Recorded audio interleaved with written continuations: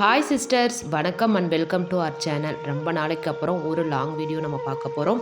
இத்தனை நாள் long video ஏன் போட முடியலை அப்படின்னா, எங்களோட குலதெய்வம் தேனி மாவட்டம் தாடிச்சேரியில் இருக்கக்கூடிய எங்களோட குலதெய்வம் கும்பிட்டாங்க. 3 நாள் வந்து அந்த விசேஷம் இருக்கும்.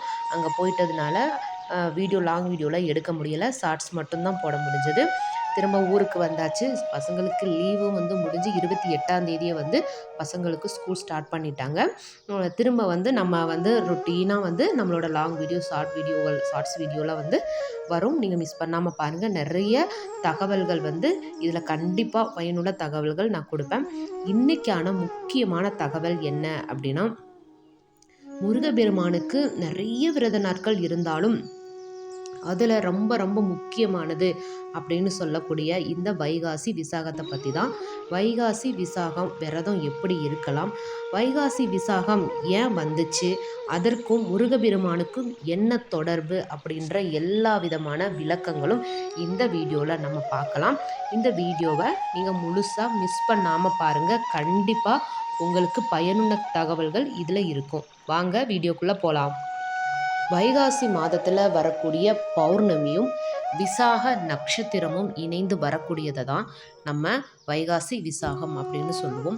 இந்த நாளில் தான் முருகப்பெருமான் அவதரித்தார் அப்படின்னு சொல்லப்படுது. புராண கதைகள் போயிட்டு விசாக நட்சத்திரத்தை பற்றி நம்ம படிக்கும்போது நிறைய தகவல்கள் இருக்குது. அதில் ரொம்பவுமே முக்கியமான ஒரு தகவல் வந்து நான் சொல்கிறேன்.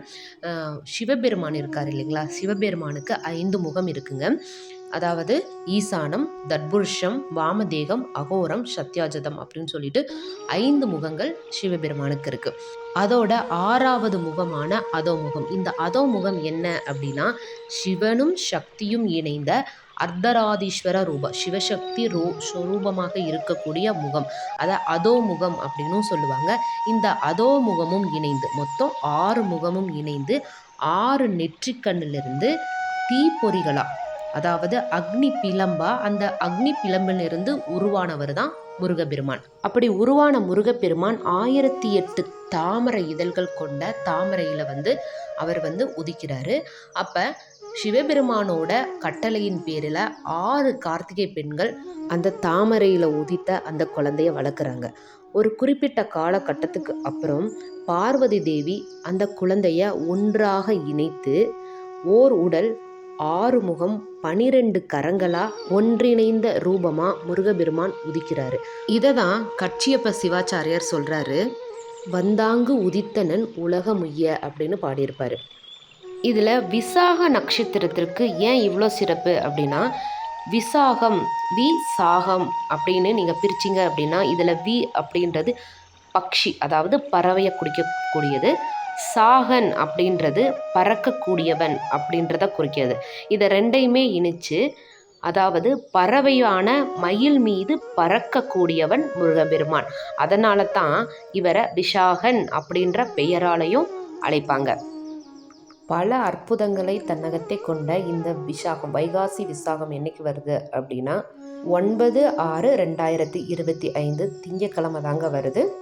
இந்த அற்புதமான நாளில் முருகப்பெருமான முறையாக விரதம் இருந்து விளக்கேற்றி, அதாவது அந்த சட்கோண கோலம் போட்டு ஒவ்வொரு எழுத்திலையும் 6 விளக்குகளை ஏற்றி முருகப்பெருமான மனதார வழிபட்டு வரும்போது சகல சௌபாகியங்களும் கிடைக்கும் அப்படின்னு சொல்லப்படுது. இந்த நாளை தவற விட்டுடாதீங்க. 9/6/2025 தாங்க வைகாசி விசாகம். கண்டிப்பாக இந்த நாளை மிஸ் பண்ணாமல் முறையாக விரதம் இருந்து முருகப்பெருமான வழிபட்டு, குழந்தை வரம் வேணுமா, திருமண தடை இருக்க தடையை சரியாகணுமா, குழந்தைகளுக்கு ஞானம் வேணுமா, வீட்டில் செல்வ செழிப்பு இருக்கணுமா, புகழ் கிடைக்கணுமா, என்ன வேண்டுதல் இருந்தாலும் முருகப்பெருமான் கிட்ட சங்கல்பம் எடுத்து விரதம் இருந்து வழிபடுங்க. கண்டிப்பாக முருகப்பெருமான் கொடுப்பாரு. ஏன்னா அது வந்து அவரோட அவதரித்த தினம், அவரோட பிறந்த நாள் அன்னைக்கு அவர்கிட்ட எது கேட்டாலும் கண்டிப்பாக அந்த குழந்தை வேலப்பர், அந்த பாலமுருகன் கண்டிப்பாக கொடுப்பாரு. இந்த நாளை தவற விட்டுடாதீங்க. இன்றைக்கி வெள்ளிக்கிழமை காலையில் வந்து 4 o'clock எழுந்திரிச்சு இன்றைக்கி நிலவாசல் பூஜை பண்ணிடலாம். ஏன்னா இத்தனை நாள் ஊருக்கு போயாச்சா, அதனால் வந்து வீடெல்லாம் க்ளீன் பண்ணிவிட்டு நிலவாசல் பூஜை பண்ணிடலாம் அப்படின்னு சொல்லிட்டு காலையில் நிலவாசல் பூஜை மன திருப்தியாக பண்ணிட்டேன். அப்புறம் நம்ம வீட்டில் கொஞ்சம் மல்லிகைப்பூ இருந்துச்சு, அதையும் எடுத்து வந்து வச்சுட்டு பசங்களுக்கு சாப்பாடு செய்யணும் இல்லைங்களா, ஸ்கூலுக்கு போகிறதுனால அரிசியில் ஊற போட்டு ஒரு காஃபி போட்டு குடிச்சிட்டு இன்றைக்கான வேலையை வந்து செய்ய ஆரம்பித்தேன். இன்றைக்கி ரொம்ப சூப்பராக இந்த நாள் வந்து டே ஸ்டார்ட் ஆகிடுச்சு.